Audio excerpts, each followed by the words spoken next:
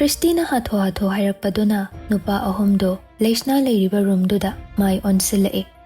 Manungdagi thonglonge tawbado uhauraduna praprap changsinki. Manungdagi nupadusu lonnaba mukpado somda mapandagi ilakpagi pangalduna henkre. Thongdo namkhaiduna changlai. Mamai mamit khumliba nupado yarik nganba changsinduna misaktu kanano yengnaba hotnai. Nupadusu nanthoknaba hotnabado ngamdre yarik nganbagi Khuchauduna mamai khumliba marks cape singdu loinamak lawthokli. Chingkhaidi misaktu ubada mamit langthokduna loyangambadi masak khangba nattabana chingkhaida amuk yeng miduda amuk yeng tawri. Christina Pau haibadagi asomda leimahoi senaraga leiramba yaifabado somda lagle. Leimahoina Ophelia da senahalamaga mana somda chelakpani.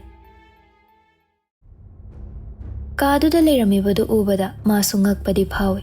Misaksi atay kana oiramdre santini. Mana nupa amagi mawongda shetuna lakpani. Adubu laklibadugi maramdi ikhangda khangnare. Yarik nganba maya chiktuna. Nacha nupa na tharaklibro maphamsida. Maphamsidagi hangi harabadi nacha nupa dugi mafham ta'amu. Aigi loinabi na phibamsi yauribase mahak thaktani. Santi di aduga taba natte. Makota parakpa injection duna thinnaba muklai. Adubo nupasina pangal khare henkibana mana tawraklibado laina phakre.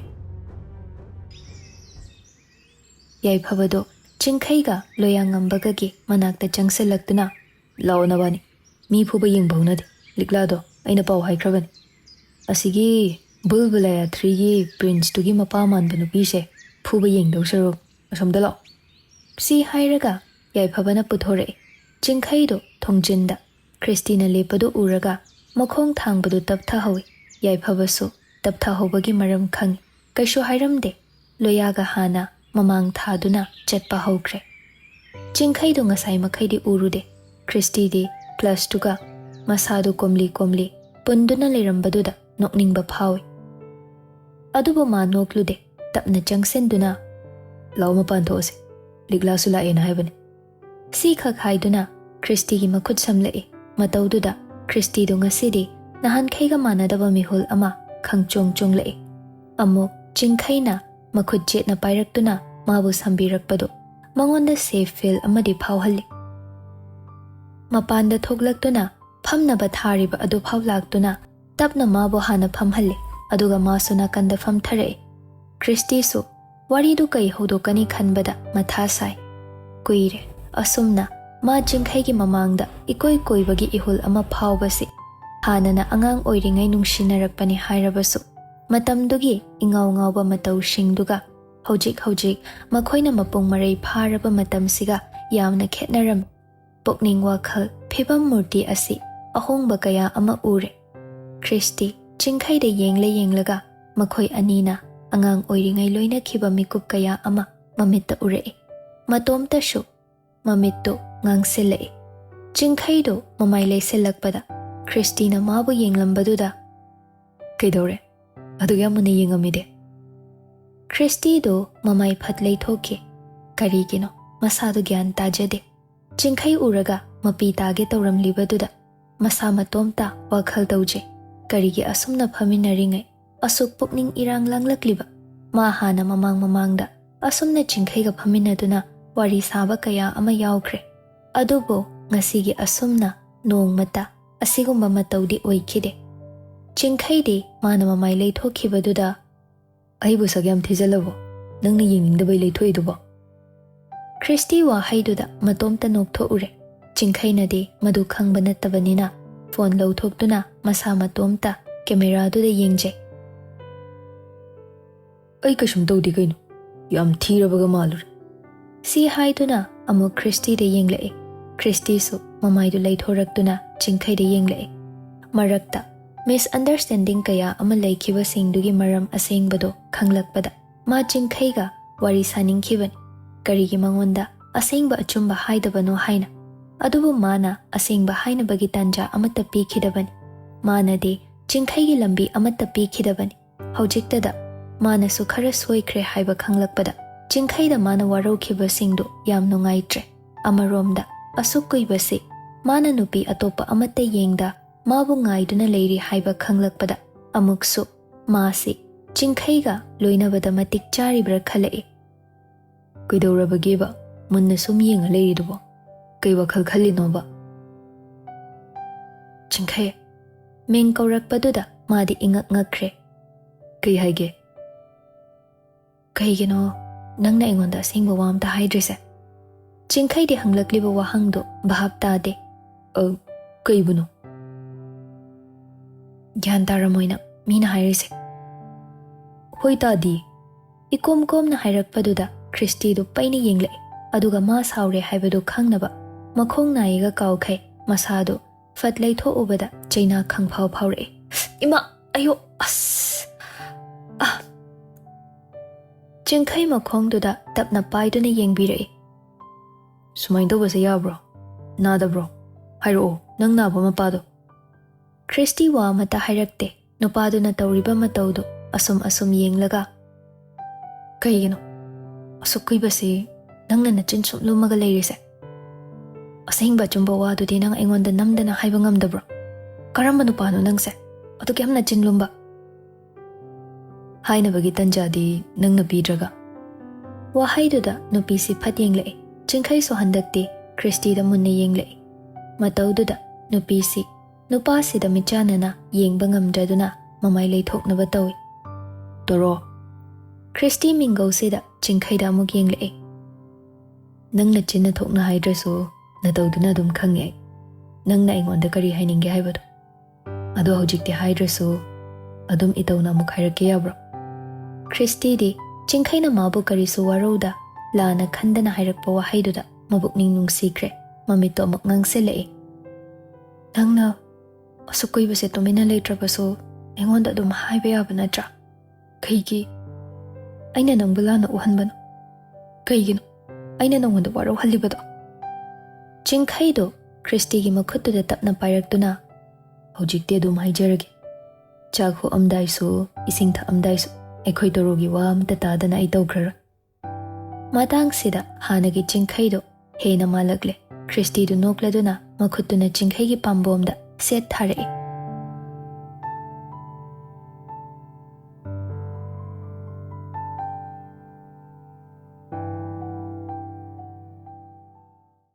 Nakan amadana nungaiba mikup oikhrabasu nakan amadana khoirang khoisaunaba irangni oiribado. Doctor kauruduna Leishnabo masada kari changes laibra haina yenghali. Laibak pharibade thoina ahenba karishu tawramde. Liklade santibu uraga hena pendaba thawai chakpa helakle. Makhuttunasu penmandabana phubasu kharab phukre. Hojiksu yarik nganbade santida wahang ama hangle. Yek ngambana hojik leiriba mafamdu kadaidano. Mafamdu ingonda singna hai. Santi khumde makhut punduna phamhallibado lengda tumina phame. Likladi mana adumna tumina leishanbaduna hena sauninghale. Prap changsinduna. Hojiktada kaigino nanga tumin leisalisa. Naron thoktaba mirona. Hangibase hairo. Kadaino. Aigi imauda hidak kapsilamge tawramiba aphawiduba kadaino ba. Roomdugi thongdo hangduna leimana laurakpani. Phamnaba sofa machaduda machanupado phamlaga leibadu ma oi. Aduga khara changsinduna kachin amada santi du makhut punduna thamlamlibadu ubada leima prap changsalakduna sira masigi nupi sinaro. Liklado yarik nganbada haifed yenglai. Adubu yarik nganbadi thawa sada tumina phamduna adumakle. Leima sumachanupana wanganglaktrabadugi maram khangladuna illiba phidu khwangchet lakre. Aduga santibu sandhaba haurai. Santidu ngahaktuda tap tapa makai leimana warakre. Maraktuda ingelai changlakpa matang oibagi leplaga amuk makhoi ani changduna santhakre. Purik lembasu mapandagi manungda mi phaduna thami haibadu khangbagi masu changlaktuna masak yengnaba haiduna lakchabadu magi loinabina oiramliba mataududa sija karino ne tawridubo se yarese amta lepkho haibanine. Mi se mafamsida pharaga thamli imausida asum tawrujo haina tharakliba mido khangdoktana phuraga phagadra haibanine. Purikna chairakpadagi leimadu kharadi tapthare. Purik lembasu machanupada yenglaktuna thoiba Ngasigidi yumda chatlagane nang ngahaktang potharucho namaga aiga amuk sanghauge. Ayum chatningde babo. Puriklemba paukhomduda ngahak tuminle. Machagi mataudu munna yengduna amuk tapna hairee. Hai, yumdu ngakta thadokpasu phattene. Nandom chamem thoishu leigani. Aduga nangshu yaiphabara kananoma kauraga leimina. Ai chatloi babo. Ai sa mafamsida mabu senajageba. Aibu yumda halo haibigano babo. Leimadu changsilaktuna machagi manakta phami. Aduga thoiba. Nang babungna hairibase chum. Yumdu ngakta thadokpasu phattene. Imausida leibasigisu mangol oinaba. Nang yumda ingthina pothar. Adugane hayeng ayuk amuk ngantana lao. Ima. Aina yumduda changhaga karamna wakhalse nungaina pothagani. Ma leitaba mafamda ai karamna ingna potharugani. Ima. Aise angauba haidu oire. Ahalsingdo magi mataudu ubada heina nungaitre. Mafamduda ngahak leramlaga leimana yaiphabada sinaraga yumda punna hanminna hankre. Pung 12 khara henbaga yum yaure. Yumda Memthoi Ophelia punna makhoi mari leire. Memthoi su Ophelia na leiba kaduda punna machanupiga leire. Yaiphabana hana yarik nganbana leiramba kaduda leire. Ikon kona yarik nganbadu leisna makhoi anigi kada changle. Kaduda hek changakpaga masasu irumlum thakre. Ihang hangbadauna su masaduda phawi. Asigumba ihol kayasi ma khangba ngamde. Ihol sing asina mangonda hena China hapagum thogle. Kadugi jaga pumba mangonda hena awaba pirakpa oire. Leshna China si oire ko. Aina matam amada nangonda pikibado. Hojik aina wakiba sigum nangna sumadugi awabado thingnarapra. Asuk pattaba isibo nangi oibada matik charibrane.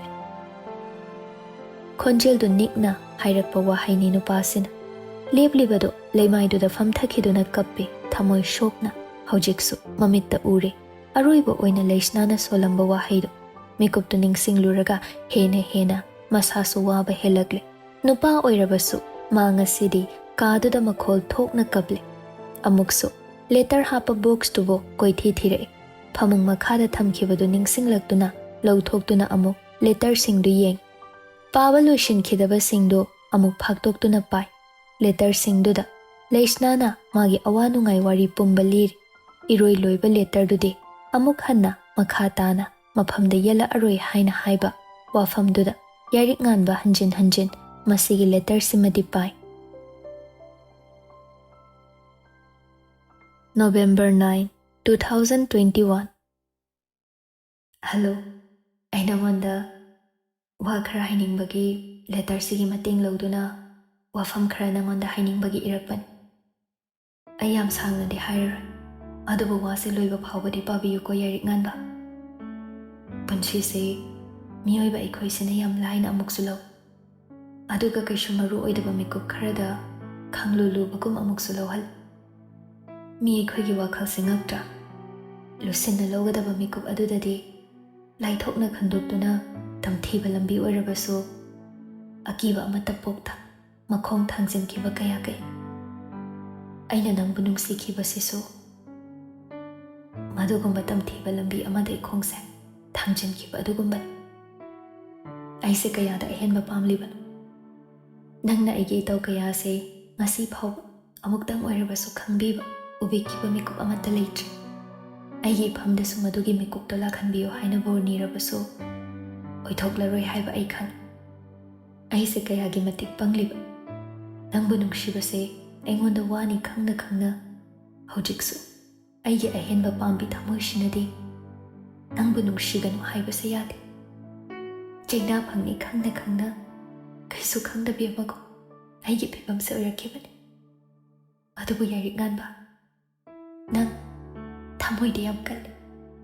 Aina sukwari basa nangonda wari lina bagi mikum ama phawba pida leiba ngamba nangi thamoi se. Ai kalakba phaw. Phare yam sangna haikraba mal. Nungaiba paw ama hai. ꯑꯩ ꯑꯃꯨꯛ ꯍꯟꯅ ꯅꯪꯉꯣꯟꯗ ꯄꯥꯎ ꯐꯥꯎꯔꯛꯈ꯭ꯔꯔꯣꯏ ꯑꯃꯨꯛ ꯍꯟꯅꯁꯨ ꯅꯪꯒꯤ ꯃꯥꯡꯗ ꯂꯦꯞꯇꯕ ꯑꯣꯏꯖꯒꯦ ꯐꯖꯅ ꯂꯩꯌꯨꯀꯣ ꯂꯩꯁꯅꯥ